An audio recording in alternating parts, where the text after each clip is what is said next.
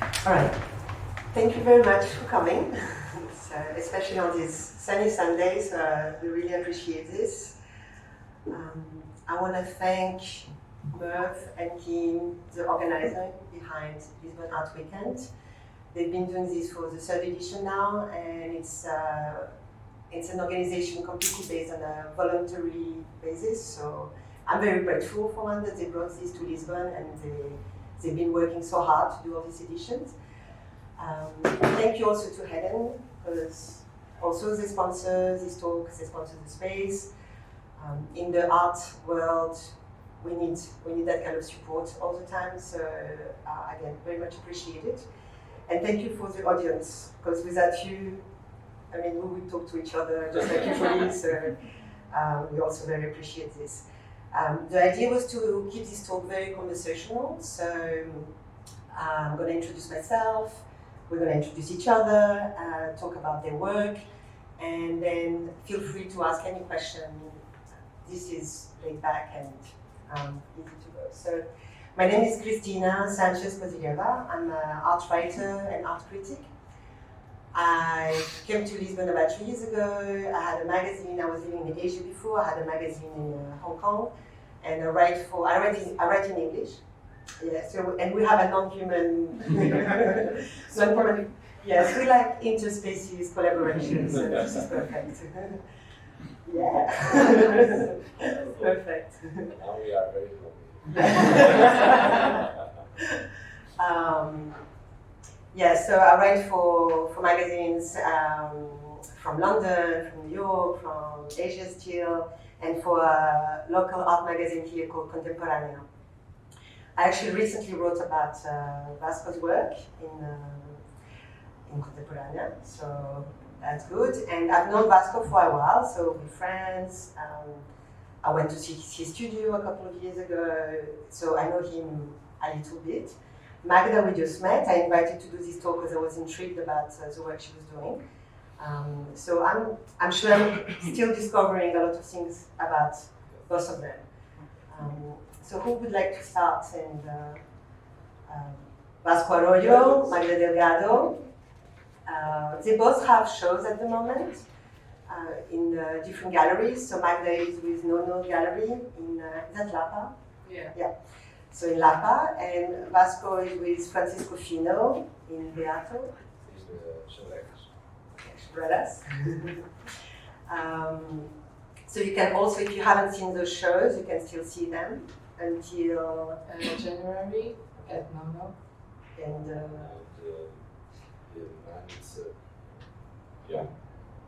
until 20th of November. Okay. November 20th. 1 more week. Excellent. So Magda, would you like to? I don't want to start with the shows. I want to start as an introduction, a more general introduction, as how you became artist. Actually, quite simply, because I think a lot of people that I meet outside the art world are always very intrigued about what's an artist, what is the kind of life that the artists have, and how they got into being an artist. I'd say on a romantic level at first, why, and we talked about this with you before, so, but also on a practical level. Mm-hmm, mm-hmm. So I started studying as an artist, rejecting architecture.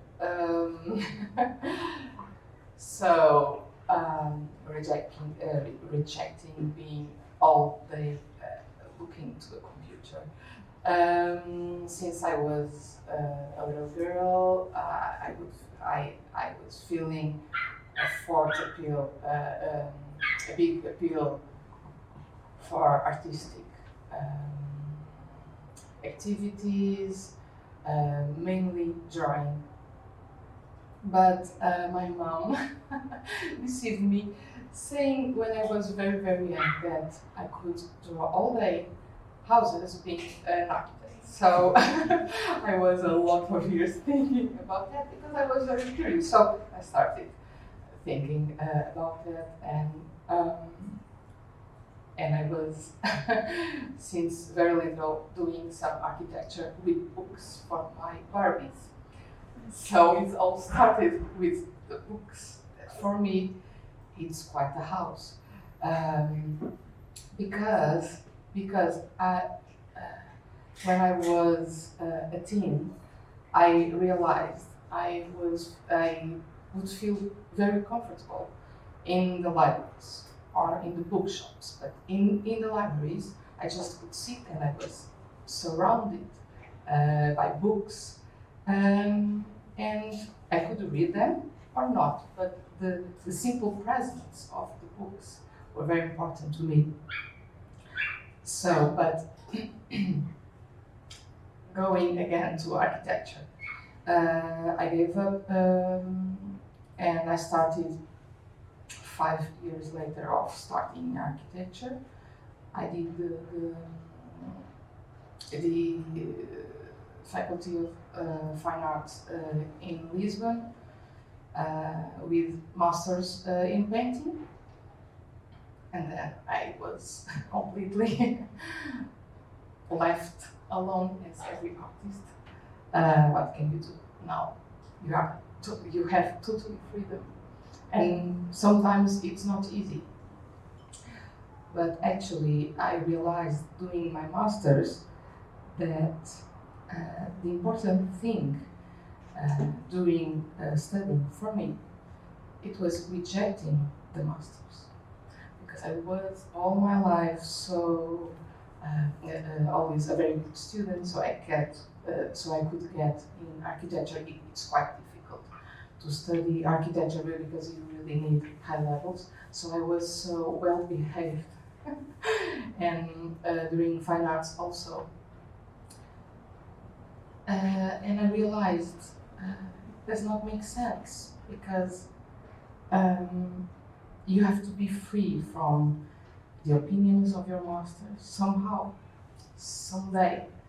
And it was at the end of my masters, and it was the first time I was completely free of their opinion. And I think the main thing I learned studying, it was that, to be free of the opinions.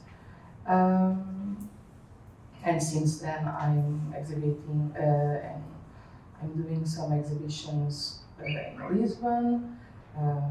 Then I moved to England for 1 year, then to Germany. I did some exhibitions there. Then to England again.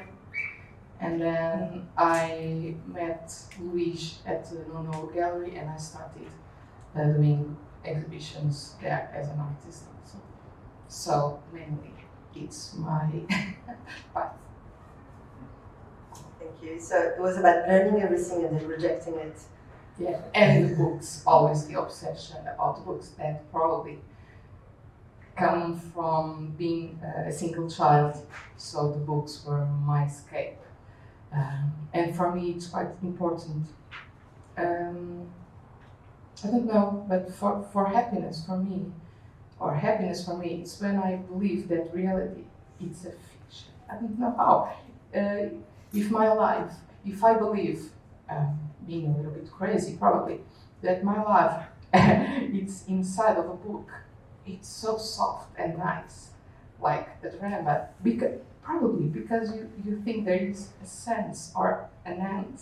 It's not all in vain. So probably that's the thing I love in books, their presence, but also that possibility of thinking about lives from people, or people's lives belonging to something bigger, which can be a story.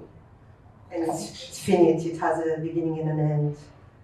But it stays there, it stays in the book. You have a lot of dead people in the libraries, and they are with you.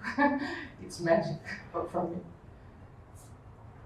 Very well. I was just going to add that her current show, Apocalypse, is one of the themes. So Magda has a bit of a deadly vision on life, but even though she's so smiling and friendly, but or at least the human condition that it's surrounding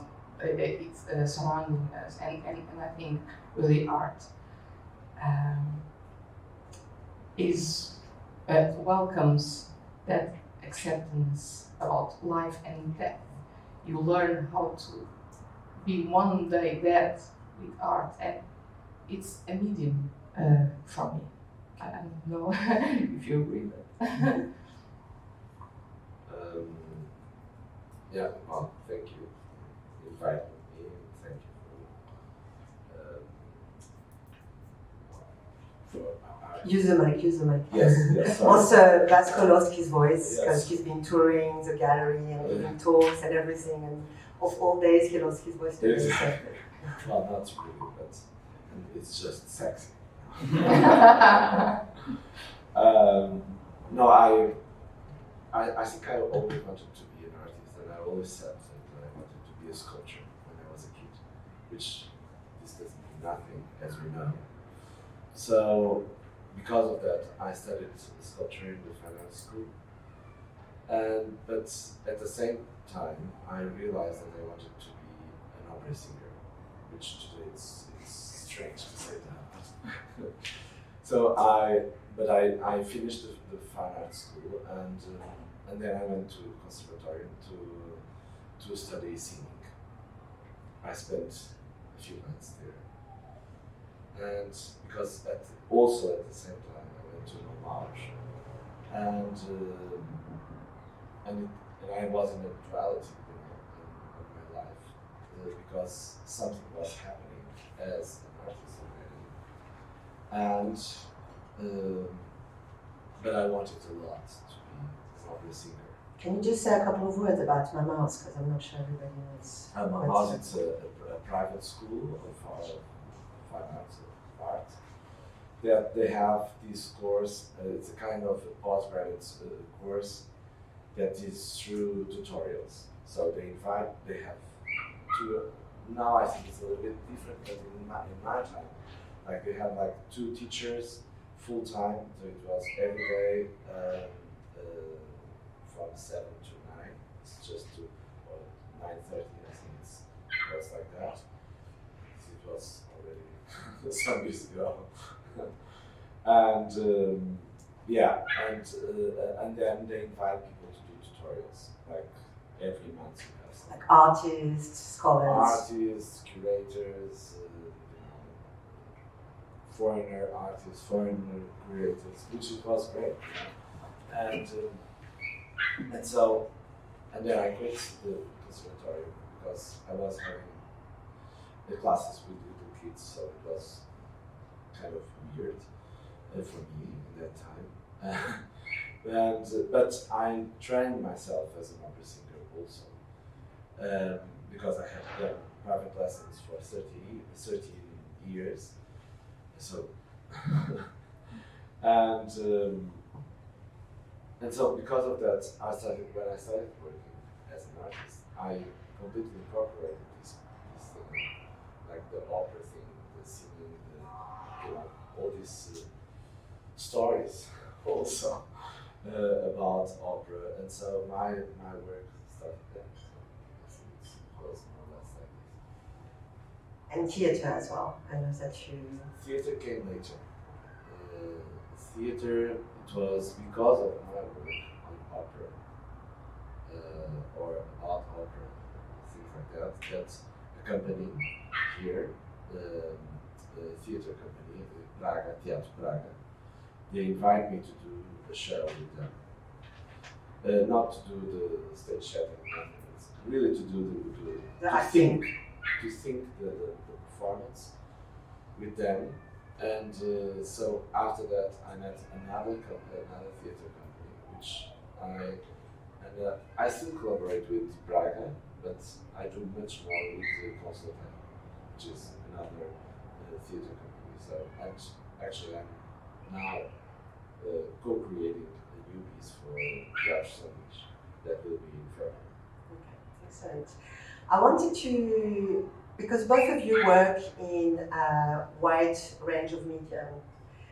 You may understand, I'm just going to put it this way, they think a concept or an idea, and then they bring whatever medium, so sound, photography, sculpture, Can you each tell us a little bit more about how this works? Because, for example, me, when I say I write about art, everybody asks me, but what exactly about, like paintings? And I'm like, well, no, I work in contemporary art, so it's already very niche. We're already, a very niche industry. So I would write about sound, about sculpture, about performance. And this is what's interesting with contemporary artists, is that they use texts, they use anything really to create artworks. Can you tell us more about how it goes from the idea to choosing whatever medium you want to express yourself in, and how you construct a series of work around an idea? And feel free to take an example maybe from the current show, so it shapes a bit the idea around your work expression.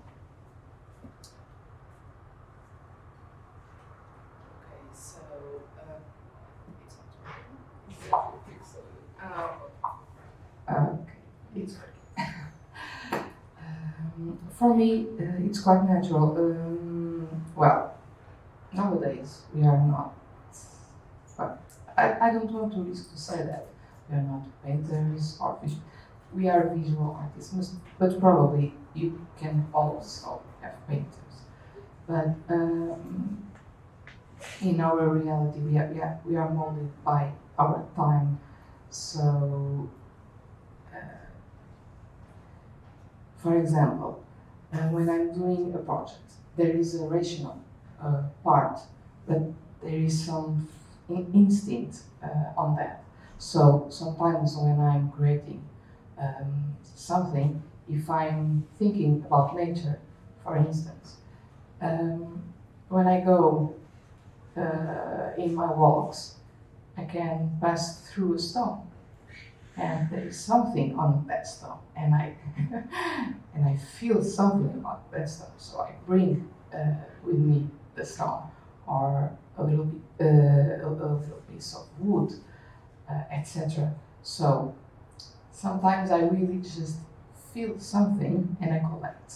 Then I put in my studio, and sometimes the installations or the sculpture or the object comes from that, because you have a concept and you can start thinking about some drawings. For example, if I have a concept, if I have an idea, I will start with this. I will start making some sketches completely free, with nonsense drawings or objects. Sometimes they are not.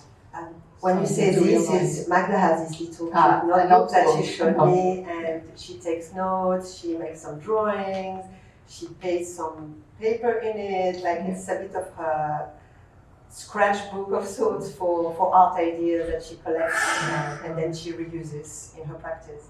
Yeah, so because I think for me, the creative thought is quite random sometimes. Sometimes I really wake up at night and I have a lot of ideas. So I need this one to... Do you start writing notes at night? Yes. Yeah, because otherwise I cannot sleep, because I will think I have to remember tomorrow, and I will not remember because I tried once or twice. So I will write and then I can sleep. So I have to put everything here, if it is nonsense or not. And after that, with that kind of images that come up, and I start organizing and being more rational. But there is that part that I was talking about doing a walk and seeing a stone or something, because there is a part of my work that comes from the objects. So it comes from the materials and the sensation I have about them. So there is some passion about the materials. For example, in this exhibition, the linen canvas, for me it reminds me the texture of the manuscript. So I collected that before knowing what I was going to do. I think you should tell us about this manuscript that you got inspired by for this show. It's a 12th century manuscript with very specific colors. Yeah. When I was collecting, and it comes from that, about my procedures, when I'm between projects, I used to collect techniques. For example, calligraphy. I feel that I need that. So I was studying a little bit of calligraphy by my own and seeing some manuscripts so I could study that. I found the Apocalypse of Lourval, which is the first manuscript made in Portugal. And where did you find it? In Torre, well, I didn't find in Torre do Tom, but in their website. And in a video of facsimiles that a Spanish editor used to publish on YouTube. So, because I'm always following these facsimiles, so these manuscripts, I found that, and I was completely in love about that colors, because in that age to have fluorescent yellow, it's quite amazing, it's quite eccentric. So it is seen as a very regular or very poor in drawing manuscript. But in color, it's quite eccentric, and I don't agree with that part of very simple, but well, at least very minimal for the age, I think so. So when I saw that manuscript, it inspired me because of the passion I have about books, of doing something about that. So because it is a collaborative work, that exhibition. Pedro Pascoinho found it very pertinent for our days to talk about apocalypse because of the pandemic situation we have nowadays. So it was all settled. My visual passion about this manuscript and his interest of using the message of the apocalypse to give voice to his work. Thank you. We're going to come back to that because I want to talk with them about working alone or working in collaboration. But I just want to hear a bit about Vasco and his use of different mediums. Yes. And perhaps you can depart with the show Francisco Fina, because you used Yeah. many mediums in there. Well, first of all, I think I never think on medias because I always have, as Magda said, it's like I always think firstly on the ideas, on the concepts, whatever. And so, and if I have an idea about something that I want to work, usually I have to read tons of books, and I have a practice, a daily practice. It's not possible every day, but at least 2 or 3 hours. I read 2 or 3 hours every day, and several books. And by that I underline and I transcribe everything. So it's kind of starting a research there. Oh, sorry. And so so the work starts there. You know? So you read for 2-3 hours and you write for 2-3 hours. Yes, Okay. and I write and then I start working. That's why also my work have a lot with text, because I have all the time this kind of days. And then the image, it's rare that I do drawings. Like I can do drawings when the idea is already almost settled, like a drawing for a sculpture, or a drawing for something. Like if I do a video, I never do drawings at all. I have everything in my mind. It's just, it's very strange because when I collaborate with someone, I have everything in my mind. So I have to explain to a cameraman what I want. So I end up, me doing the camera because it's almost impossible to explain everything. So no storyboard. No storyboard at all. No, it's very rare. I can write things, ideas, just that, but I never do a thing like that. So this is to say that most of the time I choose medias by that media explain better or give a better view on the idea. And can you specifically tell us about the idea with this show? Yes. Because it's also very existential. Yeah. Yes. So this exhibition is a kind of a result of 1.5 years research on with the pandemic thing. All of us we went home, and I thought, what am I going to do? Stuck to them. And I thought, okay, I worked, when that happened, already I was working for 20 years. So I thought, okay, this is a good opportunity to review all the work that I did. So I read all the texts, I saw all the images, everything. Of your previous work? Yes. And I found out that I was always, pointing the, how you say Are you wound? the wounds, exactly, sorry. The kind of the human psychological wound. Without giving space, for people to escape from that, or at least to give an escape. And I said, this is horrible. I'm doing horrible things. Is that like too much time spending alone and just feeling guilty about your work? Or? No, I was not feeling guilty. I was like, no, but it's horrible. Like, I wanted something, It's not that I'm saying that I'm now releasing people, or giving a pass to people.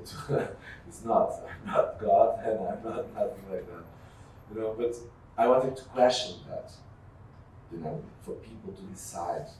And so the repetition, it gives you the possibility of at least to have some conscious about you, about what you are. It's like self-awareness. Self-awareness, yeah. So, and of course, but I didn't want it like something to help people, but just to question. You don't want to be a therapist. No. So I just wanted to and then I developed these sculptures that I call listening machines. And the listening machines, it's something that I wanted to do for a long time, but I never understood why or how, And so these are the sculptures that are based on radios, reproductive sounds machines, or something that captures the sound, and then of course with the title listening machines, it's like it looks like I'm putting the public listening to something, but exactly what I wanted is like to listen people that are going to see the exhibition. So the sound that you hear. Wait, are we secretly recorded when we go and see the show? No. That's weird. I'm crazy. I kind of like it though. No, but what I wanted is like, so I thought, okay, the only thing that I can do is questions. And that it's the thing that also I think that art in general, you cannot point things, you just do questions. You ask questions. Yes. Yeah. You put people in a question. Many kinds. Okay. And so this is more or less. So thank you. It brings me when you talk. So I like the practice. So for Magda, if you go to see her show, she spoke about canvas, but being inspired by a book. The canvas itself represents the book, and it's foldable. Or that's how she worked on it.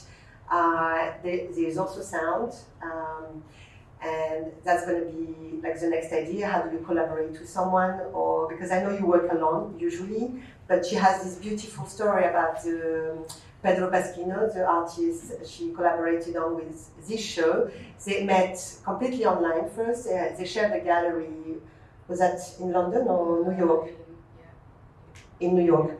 And she liked her work, his work, he liked her work, and they started just writing to each other and talking about the common practice. And now they have the same gallery as well in Lisbon, and that's how the show came about. Can you tell us more about this breaking the boundary between working by yourself and working with someone, and how you do that opening and generosity, or not? What when you have to break a bit your idea, let go, or when you want to be in control, or whatever else I haven't thought about. What was your highlight, or the challenges, or the beauty of it?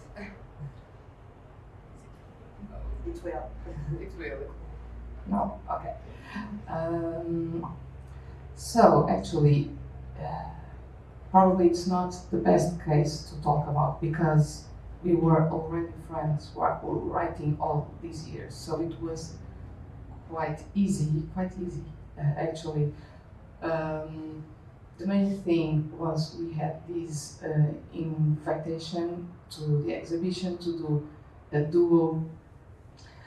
So, and there is something curious about our work, because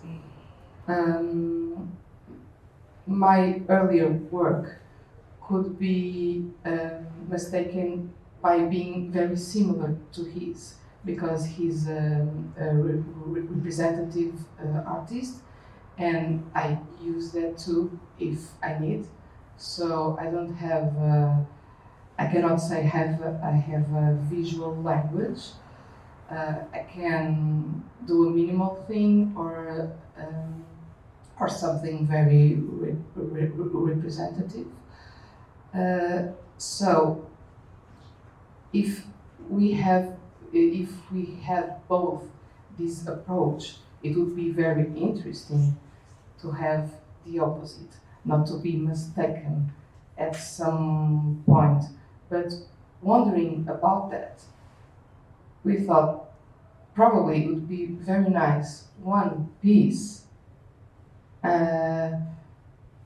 being something mistakable.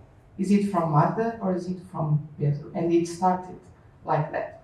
So the exhibition has his work that's very defined, your work, and then they created something together. Firstly, we were thinking about having one piece made by me quite similar to his work, and the opposite. But then we realized it would be a little bit stressful or something, or it would not work during the installation. So we thought about it, and because he has a history, his life has music. Once he had a band and so on, so music is quite natural to him. He thought about doing music, and for me it's very common to record the sounds of the birds nearby me. So I live in a small village, very rural, so I used to pick some sounds. And thinking about that, because I don't have the knowledge to do a proper sound, he could help me in that part. So we mixed things. I started having an idea for a sculpture or an installation. Then I recorded some birds and the reality around me, and then he mastered these sounds and made the music. So it is a really partnership for just one piece. So, but the rest of the exhibition was quite easy. I don't know, because I don't know how to talk about conflicts, because there was you don't have to talk about conflict. It's just, I know that usually you work by yourself, so it's Yeah. also interesting that it's just developed organically.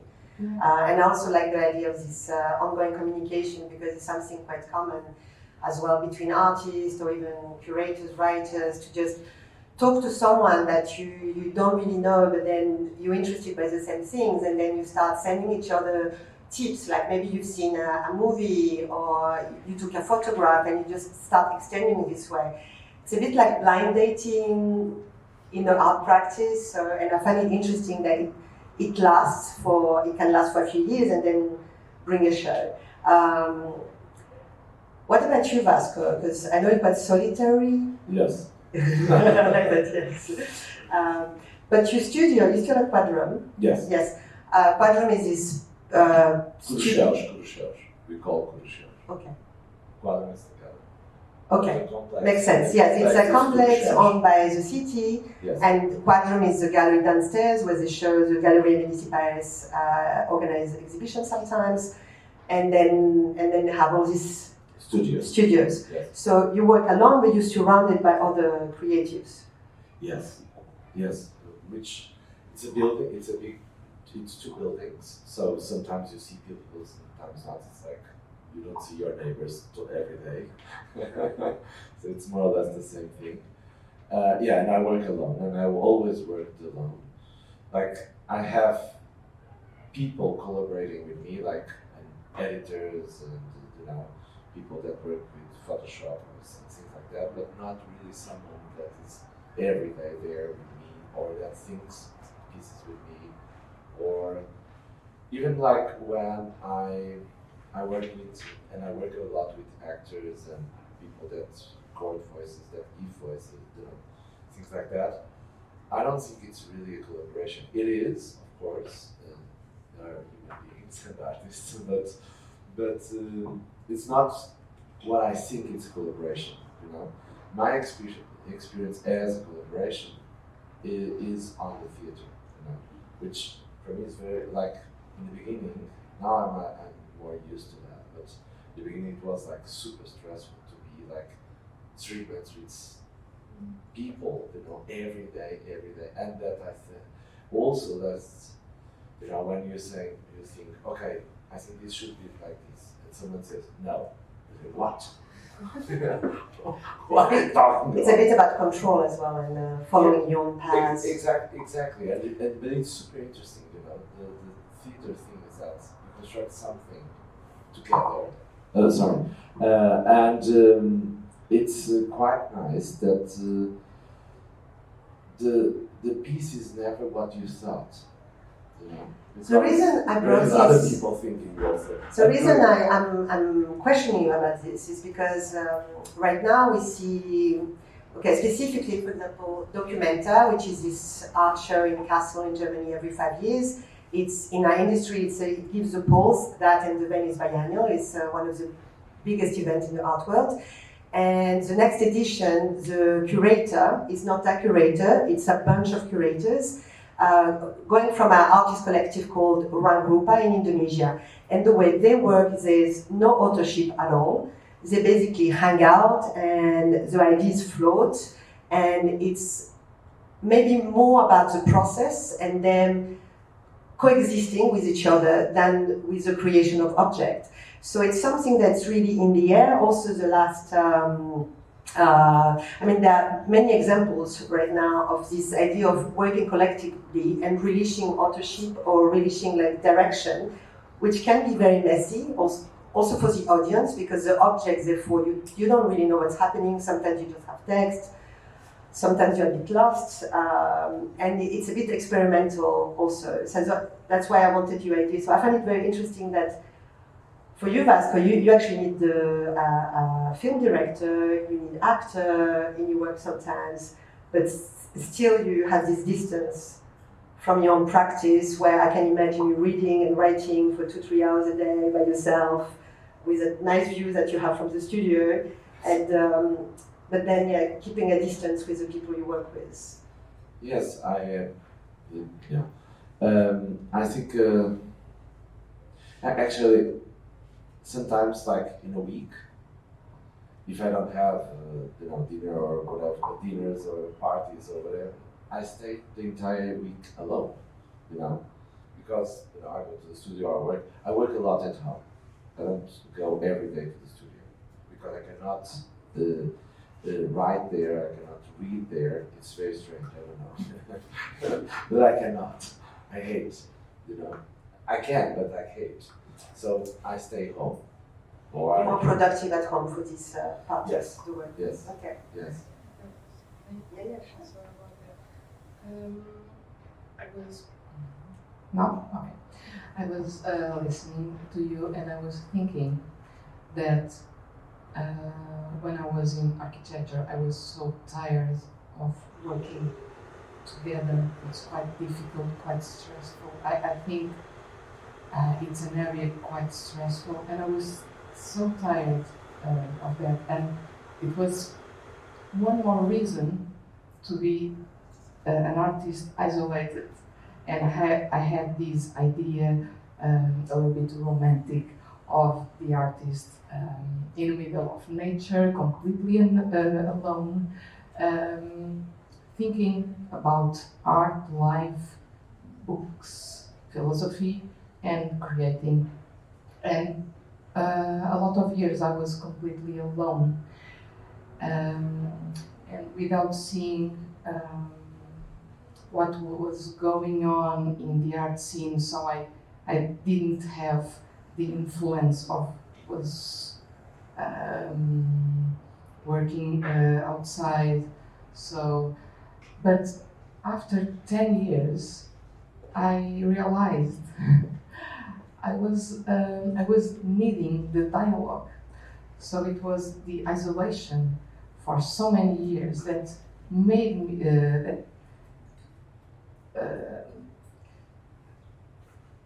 that could help me to realizing it would be very nice to collaborate because of the dialogue, because I was always in a monologue, I think you can say, so I don't know, but I was in a dialogue always with me for 10 years. Maybe it goes in cycles. Like you reach a certain point by yourself and then you have to be exposed. Yeah, but I was feeling a little bit crazy always, being my judge, my boss. Maybe it's a pandemic also. Yeah, but I was the worker, I was the worker, I was the boss, I was everything, and I was the spectator. Your secretary. Which is the worst part, Yeah. so difficult. And I was so tired of that. Probably it was the thing that helped me to see the dialogue as very positive, because I wasn't needing that after so many years.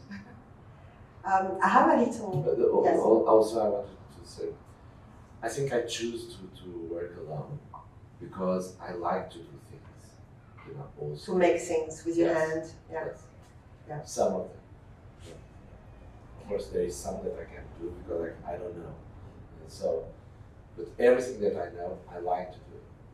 Actually, you also share that with Magda, who mentioned that she doesn't do print because she needs the feel of the hand when she makes paintings, and that's why you use tempura and created your own images as well. Is this like idea that you involve your body, and I guess for you as an opera singer and an actor, it's part of that process as well, that your body needs to be involved in the making. Yeah.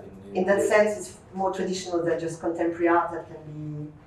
And I think always full control also. Yes, that's and the thing that like my first works, I always appeared. Sorry, I don't know what I'm doing. Because I knew how to do it. It was not only like self-portraits, It was much more about, of course, also economically, it's easier when you use yourself, but also because I knew how to do it. It was easy. You had the skill. Yeah. Thank you. I want to ask you the 3 questions that I sent you earlier about what is the best advice you ever got and the worst in your artistic career.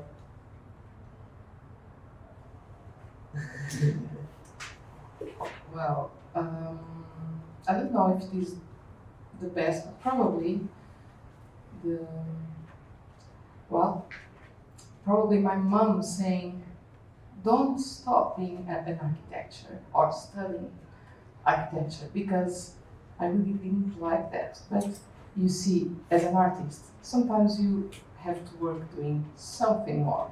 And if you have the possibility of having a job or some projects so you can live from that, it's easier to be Like only, sustain yourself and yeah.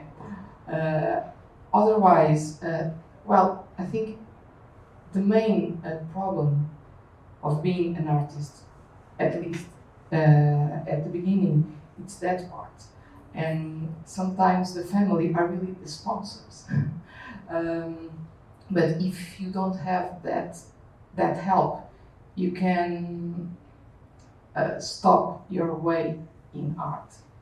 No more art, because it's not possible. And sometimes you see some colleagues, very, very talented, stopping art because of that. So my mom's wisdom was there. I couldn't stand more, but if I it sounds like it's the best and worst advice at the same time.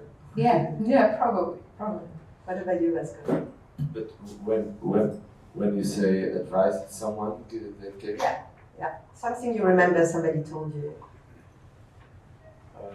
I think many people said all the time the same thing, without saying directly, is to be free.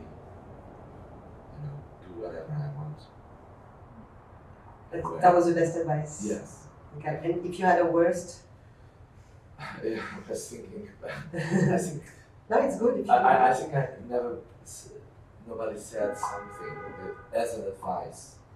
Many people said things that were not good, but they were not advices to me. They were not like something that really affected me. Really. Maybe. I don't know. Yeah, it's good.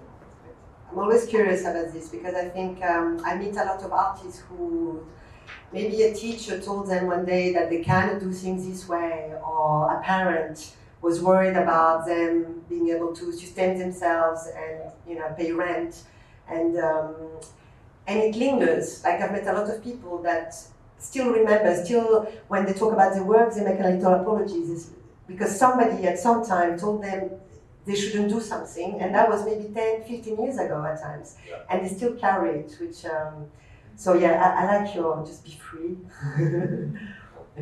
be yourself, which...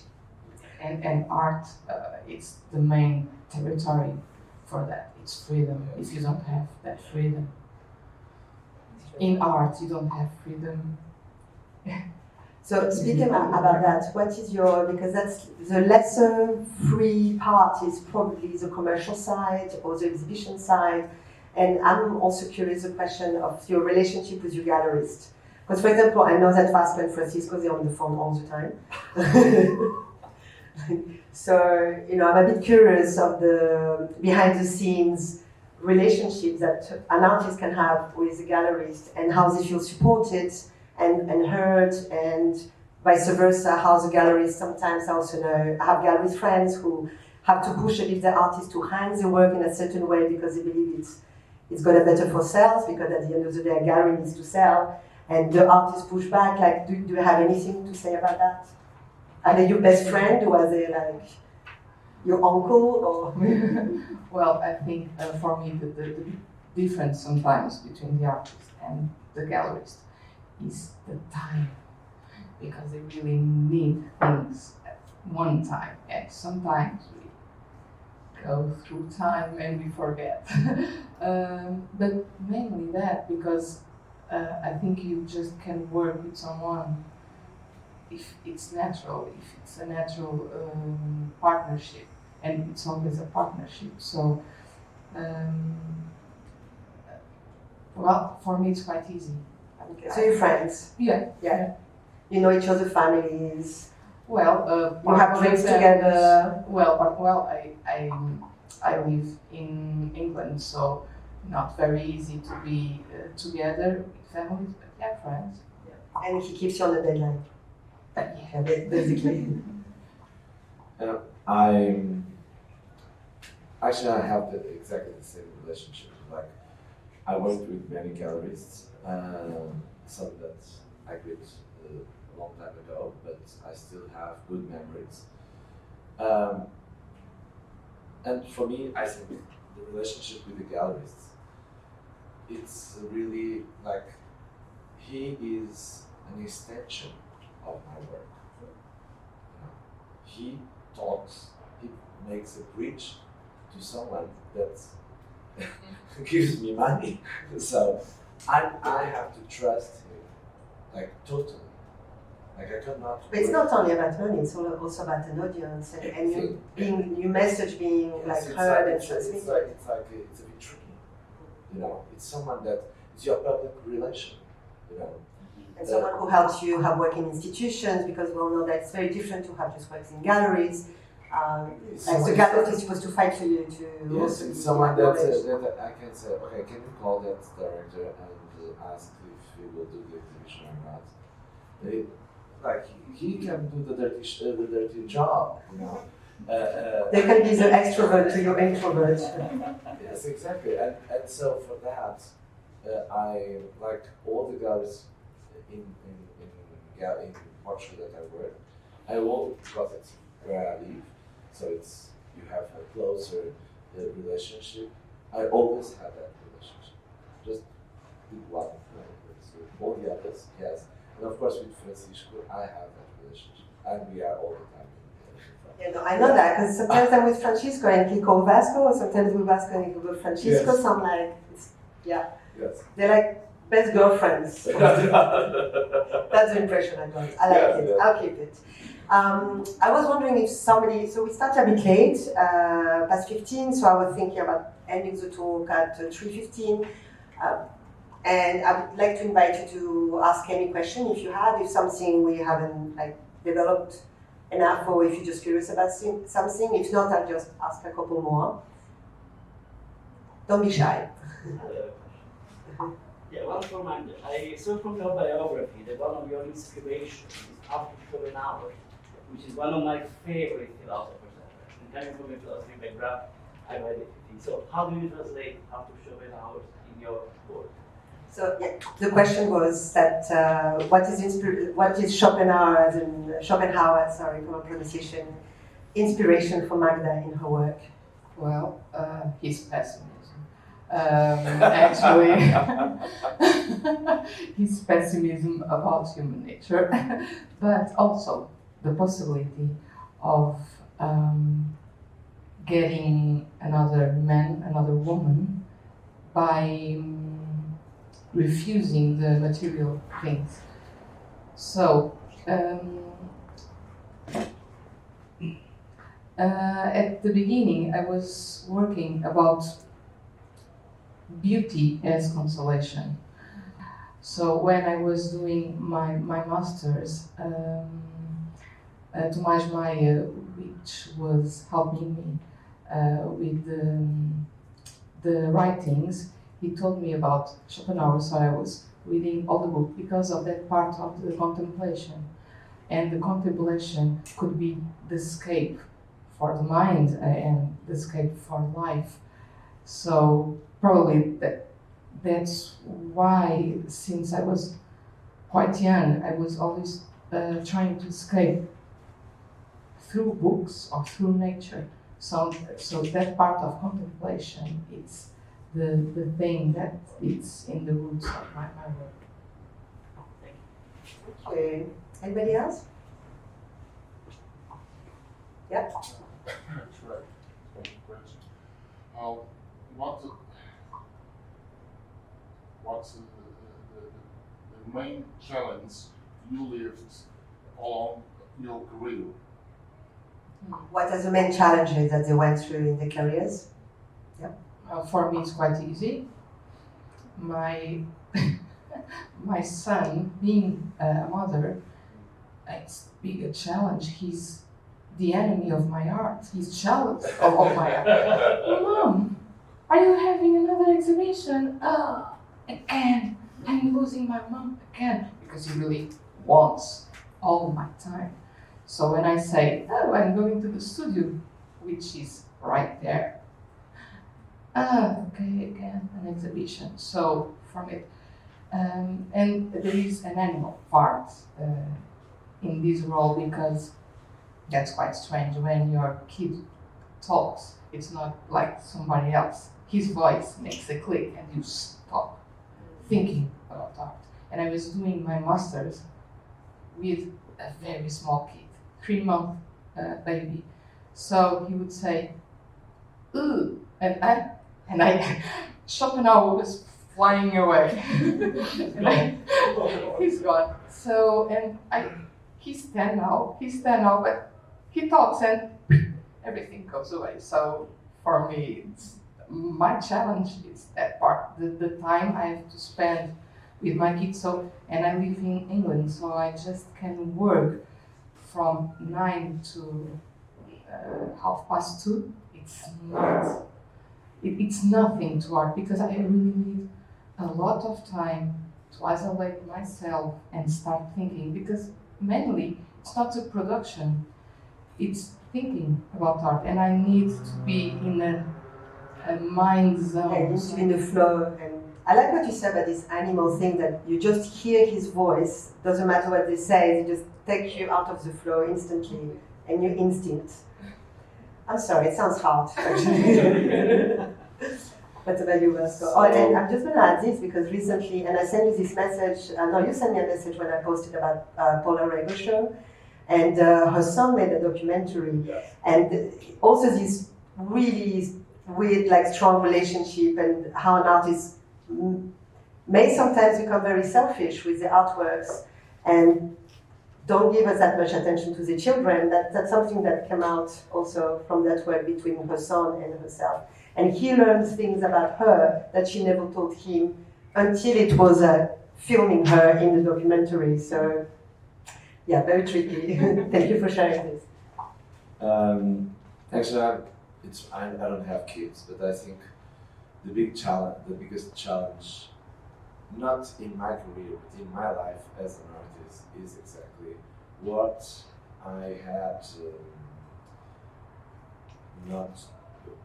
had do or lived because I was working on my work. You know? So, missed opportunities or in personal life. Yeah, personal life. Yeah. Okay. I say, What is that big love that you left behind? Or, yeah? or you just don't see. You missed weddings. You miss people. You miss so many things, you know, because you are concentrated on that. It's not a 9 to 5. No. Yeah, and I think probably it's not too weird to think that the life of a monk, it's not so different from an artist in that, because it's everywhere in your head. So all day. Yeah, because even like a social moments in a gallery or a museum, it's not really fun sometimes. You can, of course, then with the practice, you get more used, and then you relax a little bit and you get fun, you know, because it's your world. But most of the time it's not fun because it's stressful, you know. I remember like being in the opening of the tennis that I participated, and suddenly and it was fantastic, you know, it was the opening, you know, I was there, my work was there. And then suddenly we were seeing all that bunch of curators, of directors of museums and entering, and I thought, oh my God, how am I gonna catch that, you know? So and I thought, no, I have to go away. I support that, you know. Because and that's a challenge, another challenge, you know. So you have all the time, and you have to think, you know, what am I losing, or what am I constructing with this? So it takes you out of your comfort zone a lot of times. Yeah. I like this idea of choice. That is true. When we make choices, it means we have to relinquish something. We have to gain something. We have to lose something. It's just a balance. So thank you for putting yourself on the line today. And I think nobody else had question now, or no? So thank you very much, guys, as well for coming. I know it's Sunday, I know it's sunny, so very much appreciate.